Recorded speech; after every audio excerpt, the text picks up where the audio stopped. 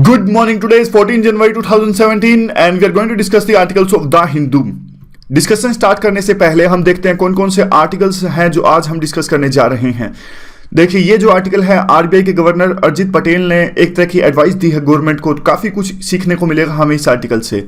नीचे का आर्टिकल जो है पाकिस्तान में हो रहे, देखिए जो वहाँ के सोशल एक्टिविस्ट हैं जो सोशल मीडिया पर राइट्स की बात करते हैं वो मिसिंग हो रहे हैं। तो 5 ऐसे ह्यूमन राइट्स एक्टिविस्ट है वहाँ पे पाकिस्तान से मिस हो चुके हैं, यानी गुम हो चुके हैं। तो उसके बारे में आर्टिकल है, थोड़ा बहुत इसके बारे में डिस्कस करेंगे।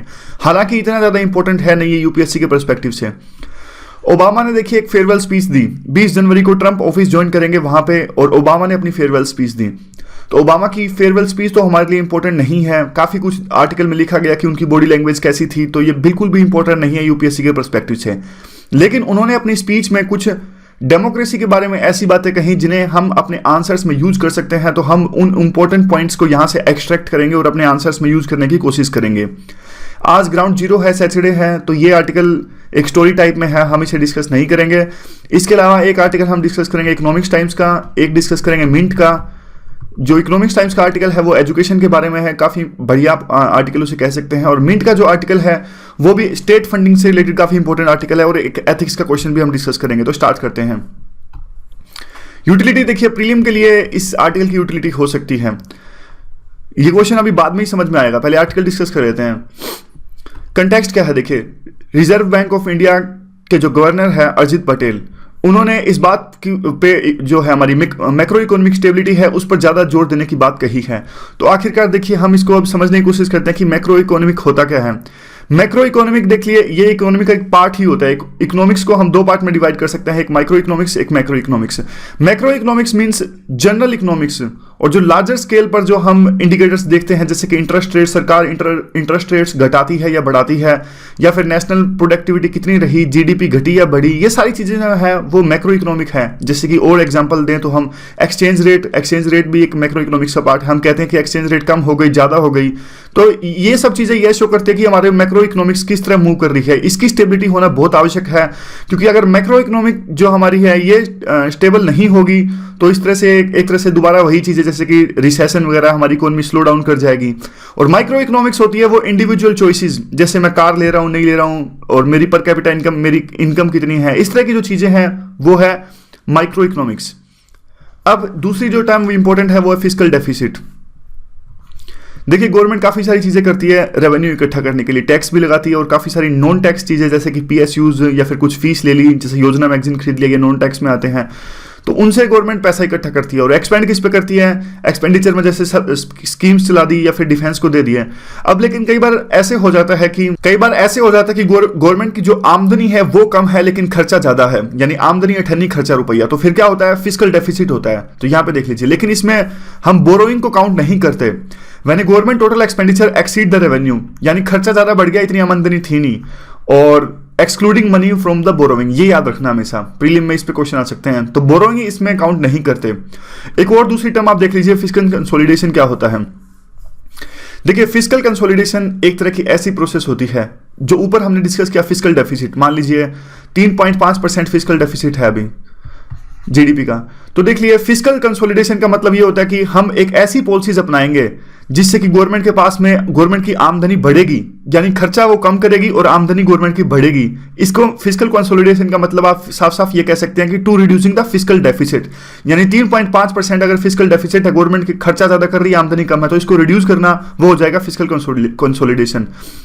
फिस्कल स्टिमुलस क्या होता है, देखिए जब रिसेशन आता है, आप अभी नोटबंदी का एग्जांपल ले लीजिए, लोगों के पास में पैसा नहीं है चीज़ें खरीदने के लिए, पैसा नहीं है तो आपको पता है डिमांड नहीं है चीज़ों की, डिमांड है ही नहीं तो फैक्ट्रीज, मैन्युफैक्चरिंग यूनिट्स उन चीज़ों को प्रोड्यूस नहीं कर रही हैं। साफ साफ असर देखने को मिलता है हमारी जीडीपी के अंदर में। तो फिस्कल स्टिमुलस एक तरह का ये होता है कि गवर्नमेंट के पास में जो पैसा है, 2 तरीके से फिस्कल स्टिमुलस आ सकता है, हमने पहले भी ये डिस्कस किया था। एक बैंक, लेकिन उसको फिस्कल स्टिमुलस नहीं करते जो बैंक कहते हैं, वो जैसे लैंडिंग रेट्स अपनी कम कर देते हैं तो ज़्यादा पैसा मार्केट के पास में आता है, लोग आसानी से लोन ले सकते हैं।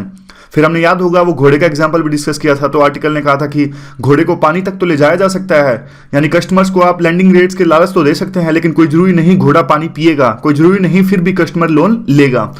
अब फिस्कल स्टिमुलस में गवर्नमेंट क्या करती है, टैक्स को कम कर देती है, यानी टैक्स कम होगा, पहले हम 10% टैक्स देते थे, आज 2% टैक्स देंगे तो ज़्यादा पैसा हमारे पास होएगा, यानी हमारी परचेसिंग पावर है बढ़ जाएगी, हम ज़्यादा चीज़ें खरीद सकेंगे, ज़्यादा चीज़ें हम खरीद सकेंगे तो डिमांड बढ़ेगी चीज़ों की, फिर हमारी जीडीपी जो है फिर से ट्रैक पे आ जाएगी। ये थोड़ी सी टर्म्स थी, इंपॉर्टेंट थी, इसलिए हमने डिस्कस करी।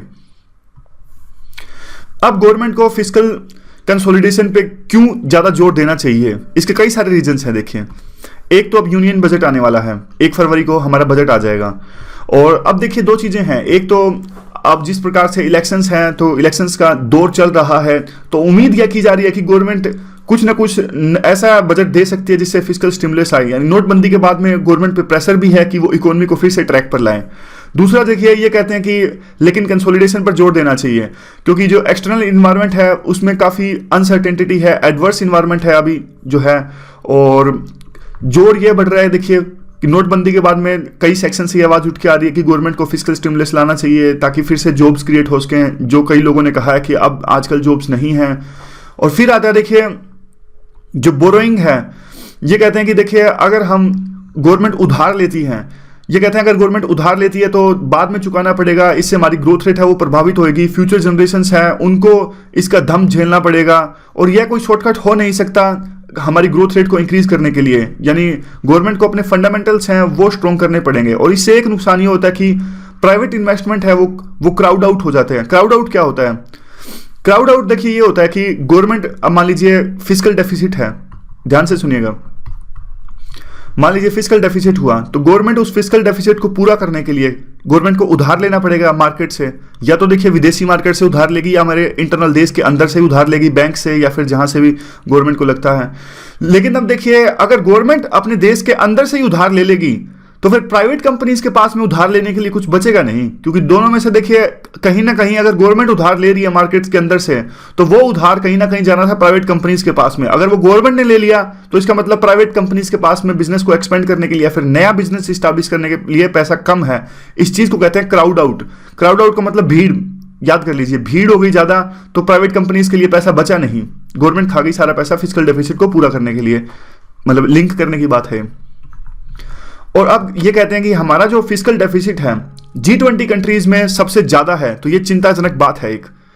तो आगे वे फॉरवर्ड क्या होना चाहिए? अजित पटेल कहते हैं कि देखिए पब्लिक इंफ्रास्ट्रक्चर पर जोर देने की आवश्यकता है, क्योंकि अगर हम पब्लिक इंफ्रास्ट्रक्चर पर जोर देंगे तो हमारी प्रोडक्टिविटी है वो बूस्ट होगी, और जो ऑयल इंपोर्ट बिल है, यानी जितना पैसा हम अभी ऑयल को इंपोर्ट करने के लिए देते हैं वो कम हो जाएगा, क्योंकि देखिए इंफ्रास्ट्रक्चर में तो सब कुछ आएगा, सोलर के प्रोजेक्ट्स भी आएंगे, विंड के प्रोजेक्ट्स भी आएंगे, इससे हमारी एयर क्वालिटी भी इंप्रूव होगी।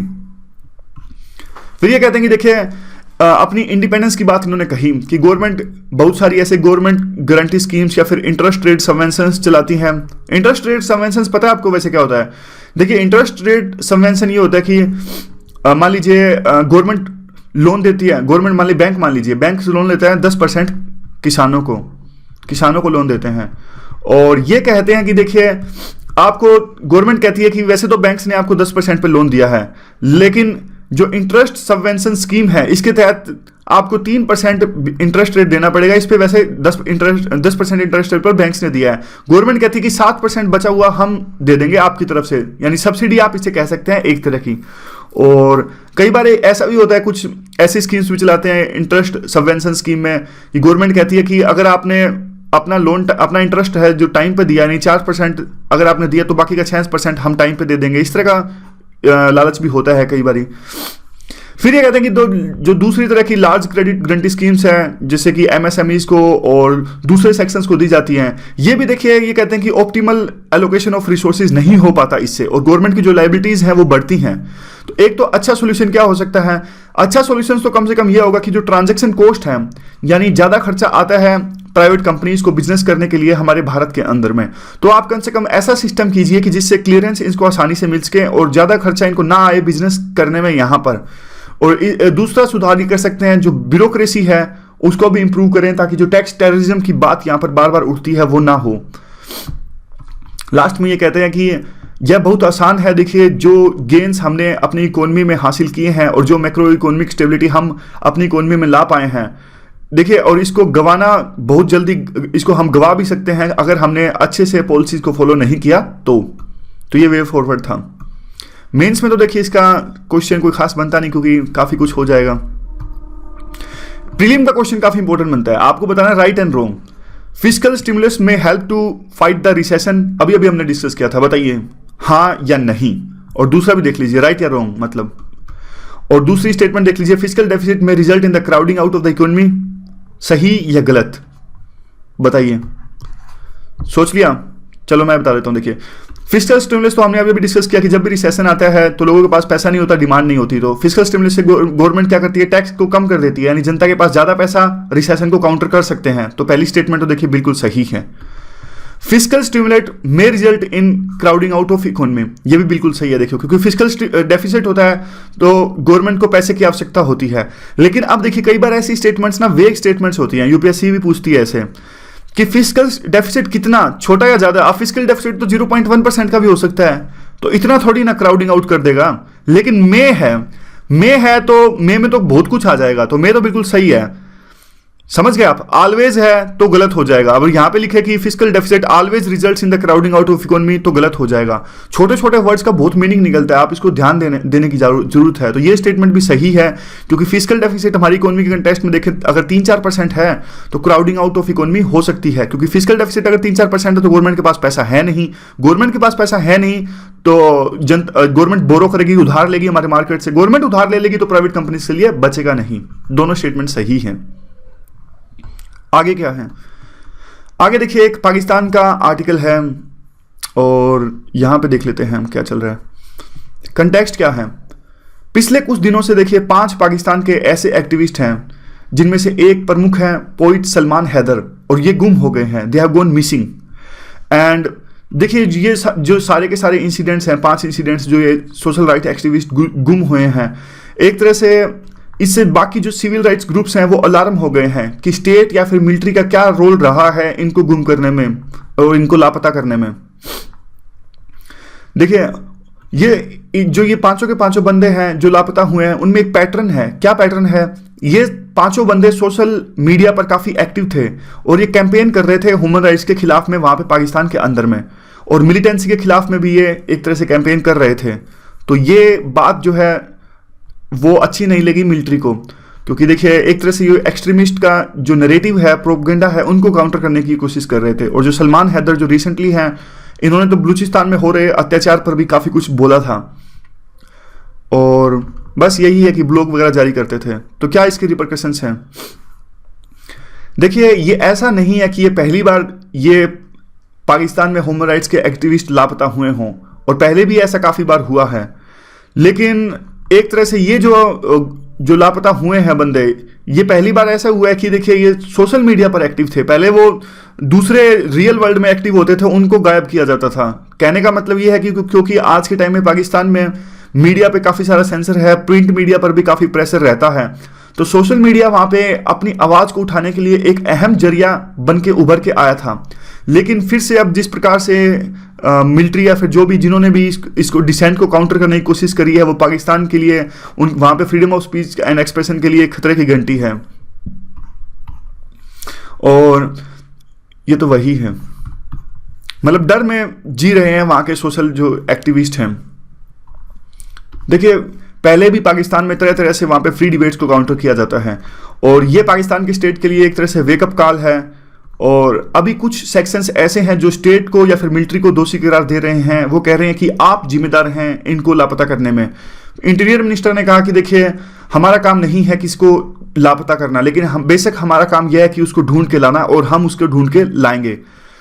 देखिए पाकिस्तान ने काफी सालों से यह पॉलिसी अपनाई है, वायलेंस का कल्चर पाकिस्तान ने अपना लिया है, लेकिन अब ये चीज जो है उसका बैकफायर कर रही है, और काफ़ी चैलेंजेस हैं वहाँ पे लिबरल स्पेस के लिए, यानी कोई वहाँ पे अपनी आज़ादी से अपनी आवाज़ वहाँ पे नहीं रख सकता, और गवर्नमेंट को एक तरह से बोल्ड मेजर्स लेने पड़ेंगे वहाँ पे freedom of speech and expression establish करने के लिए। तो आर्टिकल इंपॉर्टेंट नहीं है हमारे लिए इतना ज़्यादा, यूपीएससी में कुछ इस तरह क्वेश्चन आएगा नहीं, कहीं ना कहीं आपको नॉलेज बढ़ गई, यूज हो गया तो वो अलग बात है। अगला आर्टिकल क्या है, यहाँ पे पहले इसका वो देख लेते हैं। क्वेश्चन किस तरह का आ सकता है? Democracy is not all about elections. Democracy सिर्फ एक चुनाव नहीं है। डेमोक्रेसी का मतलब है कि लगातार जो सिटीजन यानी नागरिक की पार्टनरशिप या पार्टिसिपेशन भी आप इसे कह सकते हैं, दोनों चीजें कह सकते हो। Participation, it is way of living life. Comment कीजिए, टिप्पणी कीजिए आपको इस बात पर। तो देखिए ओबामा की स्पीच थी, और शिवनाथन जो ये आर्टिकल लिखने वाले हैं, ये ऐसे के लिए इनके आर्टिकल्स काफ़ी इंपॉर्टेंट होते हैं। काफ़ी इन्होंने लिखा कि ओबामा की स्पीच थी, इमोशनल स्पीच थी, जनता बहुत ज़्यादा रोंगटे खड़े हो गए जनता के, तो वो हमारे लिए इंपॉर्टेंट है नहीं। हमारे लिए जो इंपॉर्टेंट है वो हम देखते हैं, थोड़ा बहुत तो देखिए कंटेक्स्ट देख लीजिए। शिकागो में स्पीच दी, एपिक इवेंट थी, टेरिफिक परफॉर्मेंस, कई सारे मैसेज दिए उन्होंने। और वहाँ पे एक रिचुअल होता है कि जब भी प्रेसिडेंट स्पीच देता है जाने से पहले, तो ये शो करता है कि जो पहले प्रेसिडेंट थे अब वो दोबारा से सिटीजन बन गए हैं। तो इस तरह की बात है। एक सेकेंड। तो ओबामा ने क्या कहा अपनी स्पीच में? ये कहते हैं कि देखिए प्रजातंत्र यानी डेमोक्रेसी को कभी भी ग्रांटेड नहीं ले सकते आप। और ये कहते हैं कि देखिए अगर आप इनडिफरेंस रहोगे इसमें, यानी कहने का मतलब है कुछ ऐसी पॉलिसीज अपनाओगे जो जनता के प्रति इनडिफरेंट है, तो यह एक तरह की गद्दारी होगी। और इसी को रोकने के लिए डेमोक्रेसी डिमांड करती है कि जनता का हमेशा लगातार सदाबहार पार्टिसिपेशन होता रहना चाहिए प्रजातंत्र के अंदर में। और जो रिचुअल है सिटीजन पार्टिसिपेशन का, और ये सिर्फ एक बार में नहीं, सिर्फ इलेक्शन के दौरान नहीं, बल्कि 5 साल के बीच बीच में भी ये चलता रहना चाहिए। और ये इसी से फायदा ये होता है कि डेमोक्रेसी में विश्वास जगता रहता है और जो एक्शन है वो अलाइव रहता है। और जो जनता का फेथ है डेमोक्रेसी के अंदर में, या री इन्वेंशन है सिटीजन की डेमोक्रेसी के अंदर में, वो एक कंटिन्यूअस प्रोसेस होनी चाहिए फंक्शनल डेमोक्रेसी के लिए।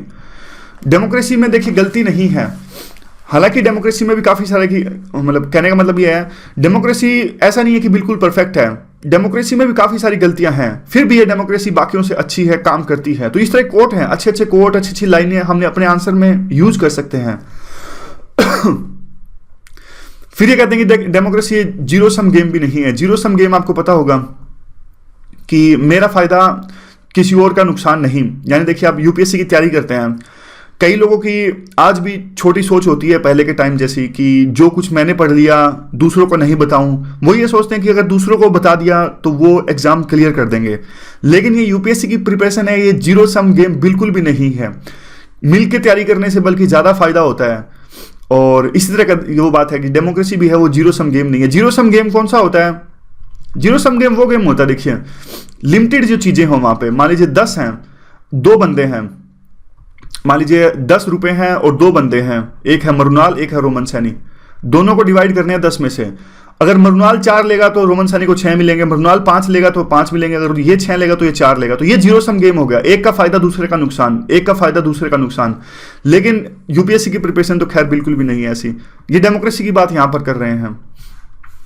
और ये कहते हैं कि देखिए जो रेस है, रेशियल डिवाइड है, या फिर जो टेरर है, वो डेमोक्रेसी के लिए एक प्रकार से खतरा है। डेमोक्रेसी जो है वो बैटल ऑफ आइडियाज है। इसमें देखिए रीजन का डिफरेंस हो सकता है, लेकिन यही तो डेमोक्रेसी की स्ट्रेंथ है। और थ्रेट टू डेमोक्रेसी कैसे काउंटर की जा सकती है? ये कहते हैं अगर डेमोक्रेसी खतरे में है तो हम इस बात से काउंटर कर सकते हैं कि और ज्यादा डेमोक्रेसी लाओ। फिर ये एग्जांपल देते हैं किस प्रकार से, देखिए कहते हैं कि इस्लामिक स्टेट को काउंटर करने के लिए हमारे देश के अंदर में, यानी यूएस का एग्जांपल वो देते हैं, उसके लिए जरूरी है कि हम और ज्यादा डेमोक्रेसी लाएं। यानी जो मुस्लिम जो कई लोग हैं वो रेडिकल हो जाते हैं, जो इस आईएसआईएस की आइडियोलॉजी से प्रभावित हो जाते हैं, तो कम से कम वो भी प्रभावित ना हो। क्योंकि अगर देखिए उनको उनकी वैल्यूज का सम्मान होगा डेमोक्रेसी के अंदर में, अगर रियल डेमोक्रेसी होगी तो वो कभी फ्रस्ट्रेट होंगे ही नहीं। क्योंकि देखिए यूरोपियन सोसाइटी में आपने देखा होगा किस प्रकार के कुछ लोग उनके साथ में, आप किसी भी धर्म के मान लीजिए, उनके साथ में गलत व्यवहार होता है और आइसोलेशन उनके साथ में होता है। तो इसी वजह से वो एक तरह से दूसरी जो टेरर ऑर्गेनाइजेशंस हैं उनकी आइडियोलॉजी से प्रभावित हो जाते हैं। तो यही बात काफी इंपॉर्टेंट बात है ये भाई। डेमोक्रेसी अगर खतरे में हो तो इसको इस बात से उभारा जा सकता है कि और ज्यादा डेमोक्रेसी लाओ। तो अगला क्वेश्चन देख लेते हैं। ये इतना ही था जितना इंपॉर्टेंट था ना, बाकी काफी बकवास भी लिखा था इसमें। यूटिलिटी क्या अगले आर्टिकल की?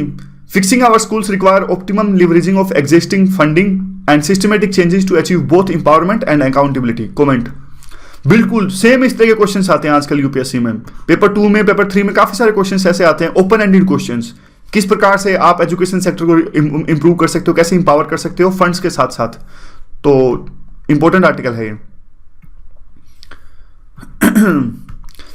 यहां पे देखिए ये कहते हैं कि देखिए शुरू में तो हमारा जो एजुकेशन सेक्टर में हमारा जीडीपी का शेयर रहा है वो फ्लक्चुएट करा है 3.55% से लेकर 4% के बीच में। हालांकि ये काफी कम है, 6%, जो कि बार बार कई सारी गवर्नमेंट से प्रॉमिस करती हैं कि हम एजुकेशन सेक्टर में 6% देंगे। लेकिन फिर भी कहते हैं कि सोशल सर्विसेज की जो स्पेंडिंग है उसमें से 50% स्पेंड होता है एजुकेशन पे कम से कम, ये एक अच्छी बात है।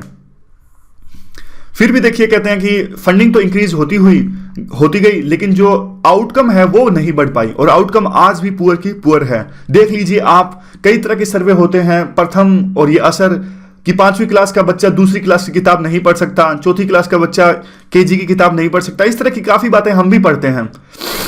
और ये तो इस बात को सुधारने के लिए देखें हमें फंडिंग से भी आगे बढ़कर देखना होगा, और जो सेंट्रल जो सिस्टम है जिसके तहत हम पूरा का पूरा जो एजुकेशन सिस्टम में सुधार सकते हैं वो है सेंट्रल कंपोनेंट टीचर। आपने देखा होगा, देखिए गवर्नमेंट काफी अच्छी जो सैलरी है टीचर्स को देती है as comparison to private schools, छोटे स्कूलों की अगर बात करें तो हम, फिर भी देखिए जो गवर्नमेंट टीचर्स की एफिशिएंसी है वो इतनी नहीं हो पाती, और टीचर्स को यहाँ पे ऑटोनॉमी देने की आवश्यकता है, और उनकी लगातार असेसमेंट की आवश्यकता है, और उनकी अकाउंटेबिलिटी निश्चित करने की हमें आवश्यकता है। एक तरह से ये बात करते हैं कि टीचर्स को फ्रीडम दी जाए, वो ही करिकुलम डिसाइड करें स्कूल के हिसाब से, क्लासरूम के हिसाब से, किस प्रकार के बच्चे हैं, किस प्रकार की क्लासरूम है, तो हमें टेक्स्ट बुक से आगे जाने की आवश्यकता है। ये इकोनॉमिक सर्वे 2016 ने कहा था 79% जो टीचर्स हैं वो तो प्रोफेशनली क्वालिफाइड हैं सिर्फ, और उससे भी ज़्यादा इंपॉर्टेंट है कि देखिए टीचर्स को असेस किया जाए रेगुलरली, लेकिन देखिए उनको असेस किया जाए ना सिर्फ नॉलेज के बेस पे, क्योंकि कई टीचर्स के पास नॉलेज तो होती है लेकिन उनके मेथड्स इतने ज़्यादा अच्छे नहीं होते, तो इसलिए उनके मेथड्स के बेस पे भी उनको असेस किया जाए। फिर ये बात करती हैं कि देखिए इनके ट्रेनिंग जो है सिंक्रोनाइज किया जाए स्कूल के हिसाब से कि स्कूल की रियलिटीज़ है कैसी, फिर इनको अकाउंटेबल बनाया जाए। लेकिन इनको अकाउंटेबल कैसे बनाया जाए, इनको एक सेंट्रलाइज सिस्टम से अकाउंटेबल ना बनाया जाए, बल्कि इनको लोकल लेवल पे स्कूल एडमिनिस्ट्रेशन के प्रति इनको अकाउंटेबल बनाया जाए, और जो स्कूल मैनेजमेंट की कमिटीज हैं उनके प्रति इनको अकाउंटेबल बनाया जाए। और ऐसा सिस्टम होना चाहिए कि जो बढ़िया टीचर्स जो अच्छा परफॉर्म कर रहे हैं उनको रिवार्ड किया जाए, और जो पीछे लैग कर रहे हैं उनको इंप्रूव करवाया जाए, और जो बिल्कुल भी लगातार परफॉर्म नहीं कर रहे हैं यानी जानबूझकर नहीं कर रहे हैं उनको पनिश किया जाए। इस तरह का सिस्टम हमें उभारना चाहिए। आगे क्या है, देखिए स्कूल और जो ये गवर्नमेंट सिस्टम होते हैं यानी टीचर्स हैं इनको पार्टिसिपेट करवाना चाहिए इंटरनेशनल असेसमेंट लाइक पीसा, टिमिस। ये देखिए पीसा एक तरह का टेस्ट होता है, 90 लैंग्वेजेस में ये टेस्ट होता है जिसमें कैपेबिलिटी डिसाइड करते हैं कि कैसे बच्चों को पढ़ाया जा सकता है। टीचर्स के लिए, एजुकेशन सिस्टम के लिए है ये, और ज़्यादा एजुकेशन देने से देखिए इतना ज़्यादा फर्क आएगा नहीं। फंड्स देना एक अच्छी बात है, लेकिन फंड्स देने के अलावा भी हमें काफ़ी कुछ करने की आवश्यकता है। तो काफ़ी अच्छे पॉइंट्स थे जो हम यूज कर सकते हैं वैसे अपने एजुकेशन का अगर क्वेश्चन आए तो। अगला है देखिए स्टेट फंडिंग का काफ़ी इंपॉर्टेंट आर्टिकल है ये। The opaque and gargantuan nature of electoral finance is at the root of twin evils of corruption and black money. कहने का मतलब ये है कि इलेक्शंस में जो पैसा यूज होता है वो एक तरह से सभी चीज़ों की जड़ है, इसी से करप्शन आता है, इसी से ब्लैक मनी जनरेट होती है। तो कैसे स्टेट फंडिंग इलेक्शंस के अंदर में सहायता प्रदान हमें कर सकता है कि इलेक्शंस के दौरान मनी पावर का मिसयूज ना हो, और ये जो करप्शन इससे होता है और ब्लैक मनी से जनरेट होती है उस पर भी कर्ब किया जा सके। स्टेट फंडिंग ऑफ इलेक्शंस तो इंपॉर्टेंट टॉपिक है ये।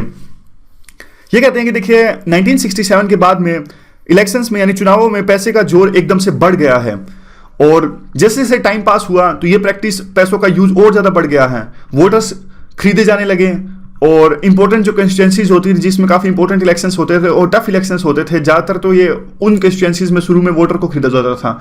लेकिन आज तो देखिए इलेक्शन जो वोटर्स आज पैसों का मिसयूज इतना ज़्यादा बढ़ गया है, इवन इलेक्शंस के बाद भी पैसों का यूज होने लगा है। आपने देखा होगा किस प्रकार से राज्यसभा के इलेक्शन में विधायक के MP खरीदे जाते हैं, पैसे दिए उनको दिए जाते हैं।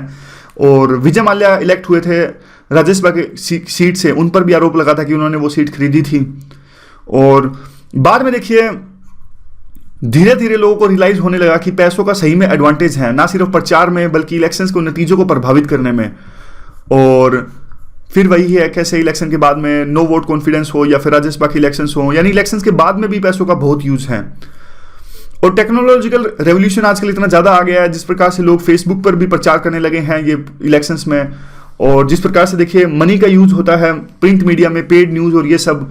तो आज यह सच्चाई है कि जो पैसा है वो ओमनी प्रेजेंट है, यानी सब जगह व्याप्त मात्रा में है इलेक्शन का अगर सीजन आए तो। यानी अब देखिए 5 स्टेट में इलेक्शन चल रहे हैं, तो उसी कंटेक्स्ट में इन्होंने आर्टिकल लिखा है।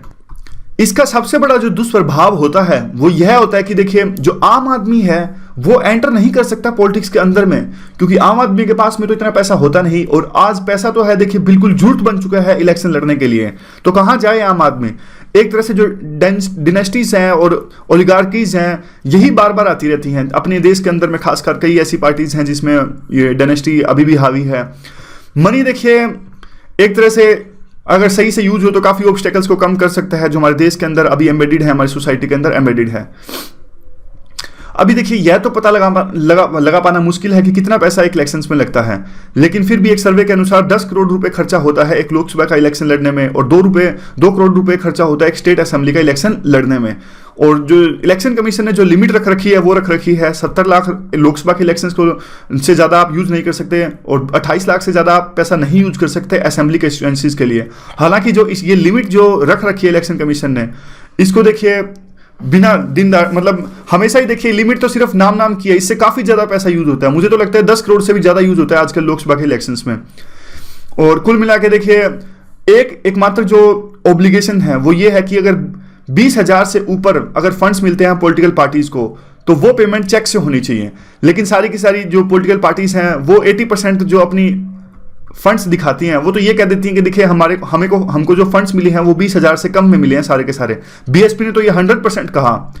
बीएसपी ने तो ये कहा कि जो बहुजन समाज पार्टी है मायावती जी की, वो कहती है कि हमें किसी भी आदमी ने हमें 20,000 से ऊपर रुपए दिए ही नहीं, जितनों ने भी हमें रुपए दिए 20,000 से कम दिए। क्यों? क्योंकि साफ साफ 20,000 से ऊपर दिखाते तो उनको दिखाना पड़ता, चेक दिखाना पड़ता। तो ये देखिए फिर ये कहते हैं कि देखिए ये जो लिमिट है 70 लाख की और 28 लाख की इलेक्शन लड़ने के लिए लोकसभा में और विधानसभा में, ये सिर्फ कैंडिडेट्स के लिए है, यानी उनके लिए कोई भी लिमिट नहीं है। अगर पॉलिटिकल पार्टीज अपने कैंडिडेट के पक्ष में कुछ खर्चा करती है तो उस चीज की कोई लिमिट है ही नहीं। आगे क्या है? फिर ये कहते हैं कि देखिए जब भी रिफॉर्म की बात आती है तो हमारे देश में इकोनॉमिक रिफॉर्म्स की बात आती है और पॉलिटिकल रिफॉर्म्स की बात कोई करता ही नहीं। क्यों? क्योंकि देखिए जो लोग अभी सत्ता में है वो चाहते ही नहीं, वो स्टेटस को मेंटेन करके रखना चाहते हैं। वो कहते हैं कि देखिए जो अभी जो सिस्टम चल रहा है वो हमारे लिए फायदेमंद है, यानी स्टेट फंडिंग हुई तो हमें इसका नुकसान पहुंच सकता है।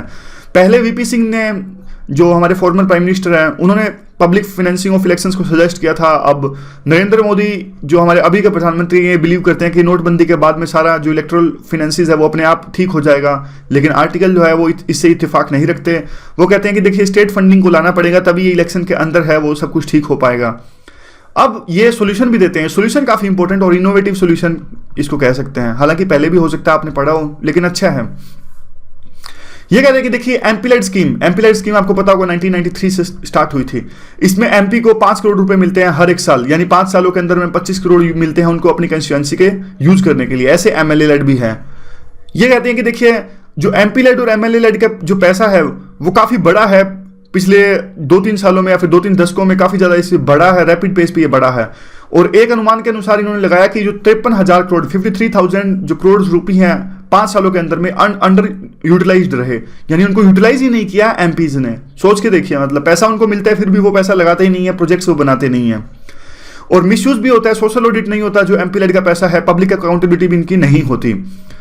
और ये देखिए वैसे तो ये स्कीम्स जो है वो डेमोक्रेसी के खिलाफ भी हैं। डेमोक्रेसी के खिलाफ कैसे हैं तो ध्यान से देखिएगा डेमोक्रेसी के खिलाफ कैसे हैं। देखिए डेमोक्रेसी हमारे 3 पिलर्स पे टिकी है, लेजिस्लेचर, एग्जीक्यूटिव और जुडिशरी। तो यहां पे देखिए ये जो एमपी एमएलए हैं ये तो लेजिस्लेचर है ना, तो इनका काम सिर्फ कानून बनाना है, इनका काम है ही नहीं कि पैसा खर्च करना या प्रोजेक्ट्स बनाना। प्रोजेक्ट्स बनाने का काम है सिर्फ एग्जीक्यूटिव का। अगर देखिए इनको पैसा दे रहे हैं हमारे संविधान में या फिर हमारी जो कुछ भी है एक्ट लगा के, तो कम से कम हमारी डेमोक्रेसी का उल्लंघन है, सेपरेशन ऑफ पावर का उल्लंघन है। ये सेपरेशन ऑफ पावर के तहत तो जो ये पैसा है वो सिर्फ एग्जीक्यूटिव खर्चा कर सकता है और लेजिस्लेचर का काम सिर्फ कानून बनाना है। तो इस बात की यहां पे जिक्र करते हैं ये। फिर ये कहते हैं कि साफ साफ कि जो एमपी-लेड या फिर एमएलए-लेड की स्कीम्स है इनको बंद कर देना चाहिए। और जो बंद करके जो पैसा लगता है फिर ये अनुमान लगाते हैं कि जैसे इतना राज्यसभा को भी मिलता है 5 करोड़ रुपए एक साल में और लोकसभा एमपी को भी मिलता है। फिर ये कहते हैं कि देखिए अगर ये बंद कर देंगे तो इतना से 20,000 करोड़ रुपए हैं वो इकट्ठे हो जाएंगे और 20,000 करोड़ रुपए से तो हम स्टेट फंडिंग कर सकते हैं आराम से, स्टेट फंडिंग ऑफ इलेक्शंस कर सकते हैं। कैसे? क्योंकि 543 लोकसभा सीट्स हैं और ऐसे अगर डिवाइड कर देंगे 20,000 करोड़ को 543 लोकसभा सीट से तो एक कंस्टिट्यूएंसी के लिए 36 करोड़ आ जाएगा। मतलब इतना तो बहुत ज्यादा है, मतलब काफी है। स्टेट फंडिंग आराम से हो सकती है इलेक्शंस की। अब ये क्वेश्चन उठता है कि ये पैसा दे किसको, यानी मान लीजिए अगर एक लोकसभा कंस्टिट्यूएंसी में इलेक्शंस करवाने के लिए स्टेट फंडिंग के लिए आपके पास में 36 करोड़ रुपए उपलब्ध हैं, तो किसको दें, कैंडिडेट को दें या पार्टी को दें? तो देखिए ये कहते हैं कि अगर पॉलिटिकल पार्टीज को देंगे तो ऐसा करना आसान है, लेकिन फिर भी कहते हैं कि देखिए आजकल हमारी पॉलिटिकल पार्टीज में ना इंट्रा डेमोक्रेसी नहीं है, तो इसलिए ये देने चाहिए हमें सीधे पॉलिटिकल कैंडिडेट्स को, इससे और ज्यादा डेमोक्रेसी हमारी उभर कर आएगी। रीजन क्या है, देखिए ये रहा रीजन, यहां पे वो same reason, intra party democracy नहीं है। आगे देखिए फिर ये कहते हैं कि देखिए पब्लिक फंडिंग तो हो गया, उसके बाद में आप कंट्रीब्यूशन भी करने दीजिए, कोई बात नहीं, अगर कोई डोनेशन देना चाहता है अगर फिर भी कैंडिडेट्स को तो आप करने दीजिए, लेकिन आप ये निश्चित कर दीजिए चाहे 1 रुपया दो या 10 रुपए दो, 100 जितने भी आप दो वो चेक के थ्रू दो, ताकि सारी की सारी जो सिस्टम है वो हमारा ट्रांसपेरेंट हो जाए। इस तरह की बात करते हैं, और ये देखिए एब्सोल्यूट ट्रांसपेरेंसी इससे आ जाएगी। तो उसके बाद में देखिए ये कहते हैं कि आइडिया फिजिबल है, ऐसी कुछ बात नहीं है, और हो सकता है कि और होगा ही डेफिनेटली सर्टेनली कि जो इनकम्बेंट यानी अभी के जो एमपीज हैं, एमएलएज हैं, उनकी तरफ से इस आइडिया का विरोध किया जाएगा, और अल्टीमेटली देखिए जो सिटीजन है अगर प्रेशर डालें तो ये सब हमारा सफल हो सकता है।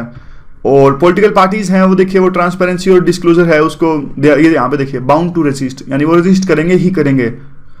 ये सिर्फ देखिए इसके लिए पॉलिटिकल विल नहीं चाहिए बल्कि प्रेशर भी चाहिए जनता की तरफ से में, और हमारी वाइब्रेंट डेमोक्रेसी और ये सब बिल्कुल मुमकिन है, हम ऐसा रिफॉर्म ला सकते हैं, एक तरह का ऑप्टिमिज्म ये रखते हैं यहाँ पे।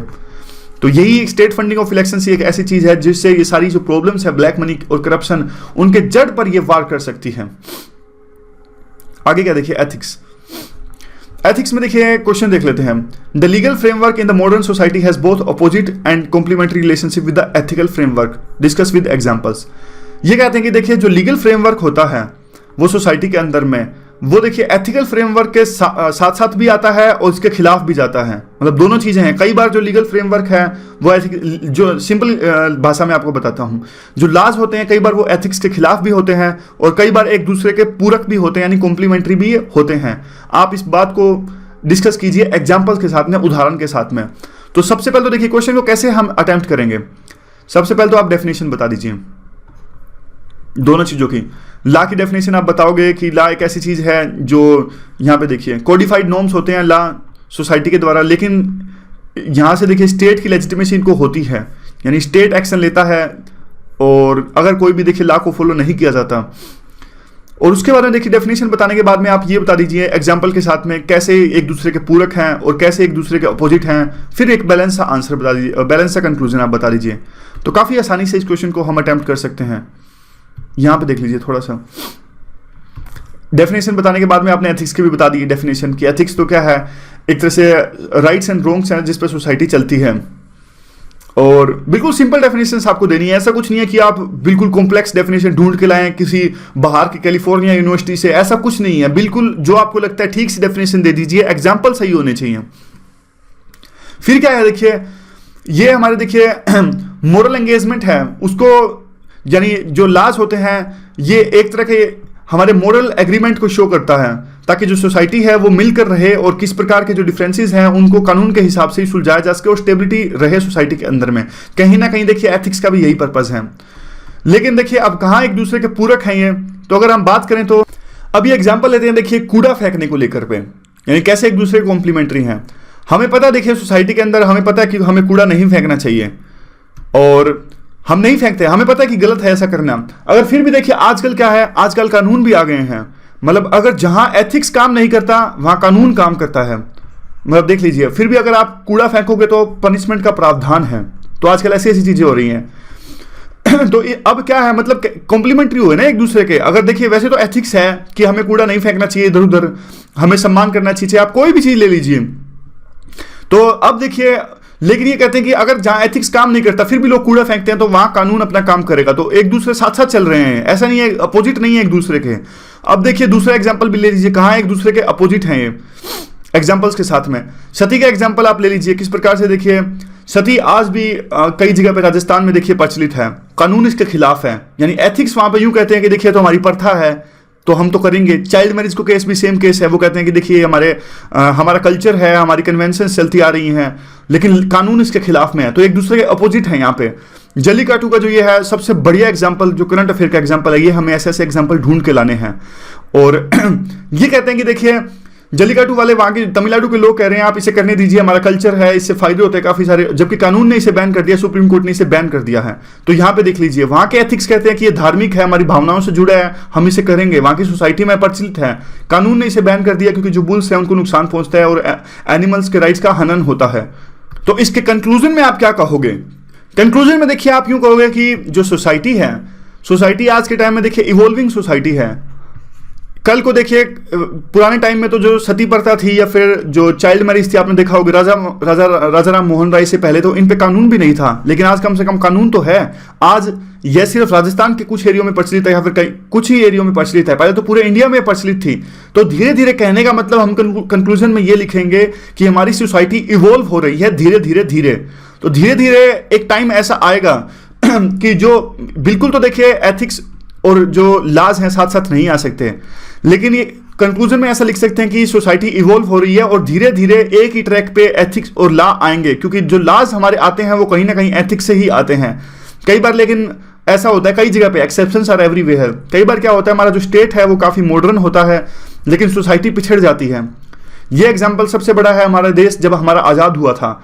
देखिए जब आजाद हुआ था तो ब्रिटिश जो ब्यूरोक्रेसी छोड़कर गए थे या फिर जो गवर्नमेंट छोड़ के गए थे, जो एस्टैब्लिशमेंट, वो काफी मॉडर्न थी, वो मॉडर्न थी ब्रिटिश कल्चर के हिसाब से, लेकिन जनता थी, वो जनता इतनी मॉडर्न नहीं थी। तो इतना कॉम्प्लेक्स नहीं लिखना है, कंक्लूजन में सिंपल लिखना है कि सोसाइटी इवॉल्व हो रही है, इस बात पर फोकस करना है। तो कहीं यूं लिखना है कि दोनों कहीं कहीं कॉम्प्लीमेंट्री है, कहीं कहीं पूरक है। सो आज के डिस्कशन में बस इतना ही। Thank you very much for discussion.